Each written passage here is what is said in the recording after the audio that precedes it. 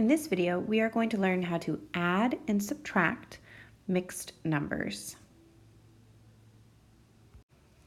We're going to look at two contexts, both when they have common denominators already and when they don't. All right, so let's start out by saying that we have some common denominators with our mixed numbers. So our strategy when we are adding or subtracting mixed numbers is always going to be to convert to improper fractions first.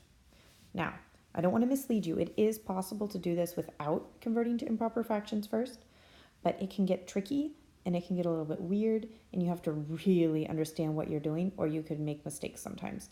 So when I'm modeling this, I'm almost always going to convert to an improper fraction first, and I want you to have that be your go-to strategy as well. So let's go ahead and convert. So 1 2/5, that's the same as 5/5 and 2/5. So that's the same as 7/5. And then 3 1/5, that's the same as 15/5 plus 1/5, which is the same as 16/5. Then I can add them just the way we learned in that first video. So 7 plus 16 gives us 23/5. And then it's nice to convert back to a mixed number. A mixed number is kind of a more simplified answer than an improper fraction. So to simplify, 5 goes into 23 4 times, leaving you with 3 left over. So 4 remainder 3. So that's equivalent to 4 3/5. So now some of you that have maybe learned this before might see, hey, wait, that's the same as if I just add the big numbers and then add the fractions. 1 plus 3 is 4, 2/5 plus 1/5 is 3/5. That's true. Next we'll do one that doesn't work out quite that nice, so that we can see why converting to improper fractions can help avoid confusion. Okay, so now I want you to pause, and I want you to try adding 2 6/7 plus 3 5/7. Do that by converting to improper fractions first.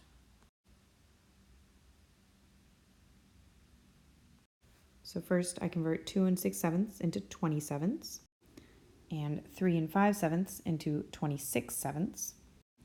And I add those together to get 46/7. And then I need to divide 46 by 7. And I know 7 goes into 46 6 times, leaving me with, or because it goes 6 times 7 is 42. And then I have a remainder of 5. So that means that 46/7 is equivalent to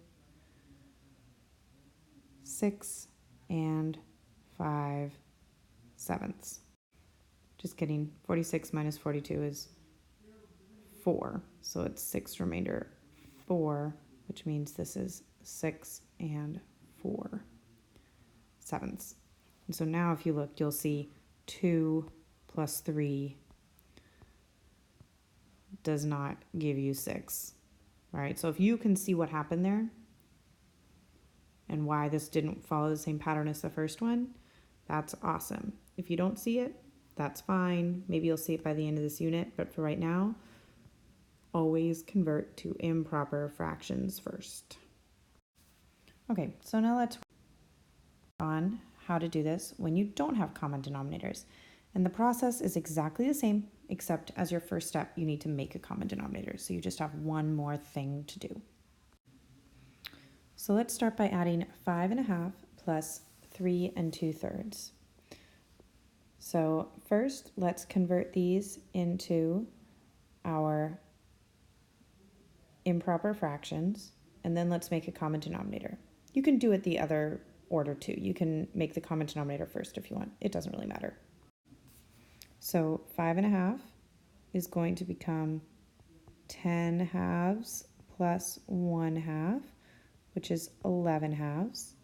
And 3 2/3 is going to become 9/3 plus 2/3, which is 11/3. Interesting. But we can't just add those. The numerator being the same doesn't actually help us very much because we still need to make a common denominator. And the least common multiple of 2 and 3 is 6. So I need to rewrite each of these to have 6 as the denominator. So 2 times 3 gives me 6. So 11 times 3 would give me 33. And 3 times 2 gives me 6. So 11 times 2 gives me 22. So now I'm adding 33 sixths plus 22 sixths, which gives me 55 sixths. And I can convert that back by doing how many times does 6 go into 55? And I know 6 goes into 55 9 times, because 6 times 9 is 54, leaving me 1 left over. So this is equivalent to 9 and 1/6. All right, so now I want you to pause and try one. This time we're going to subtract. We've just been doing a bunch of addition problems. Subtraction works exactly the same way. You're going to subtract 10 and 1/8 from 3 and 3/4. Pause now.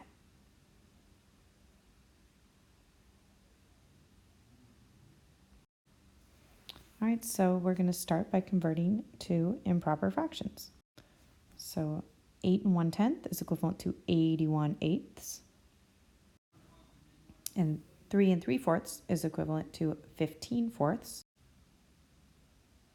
So then I need to subtract 15/4 from 81/8. However, I can't do it yet because I still don't have a common denominator. So I'm going to continue right over here, and I'm going to make my common denominator for 81/8 minus 15/4.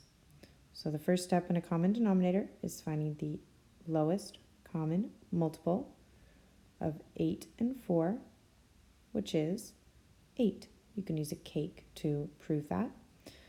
And so now I need to rewrite my fractions. Well, 81/8, that already is in eighths. That's awesome. 15/4, however, is not. But it's not too bad to convert because 4 times 2 gives me 8. So then I need to do 15 times 2, which gives me 30. And now I'm ready to subtract. So I do 81 minus 30, which gives me 51/8. And then of course I'm not quite done yet because I need to see how many times 8 goes into 51, which is 6, because 8 times 6 is 48, leaving me with 3 left over. So now I have 6 remainder 3, so this leaves me with 6 and 3/8. We made it. Okay, now it's time for a practice problem. So for your practice problem, please do 2.5 minus 1 4/5. Notice I'm asking you to subtract again this time. We'll check this in class together tomorrow.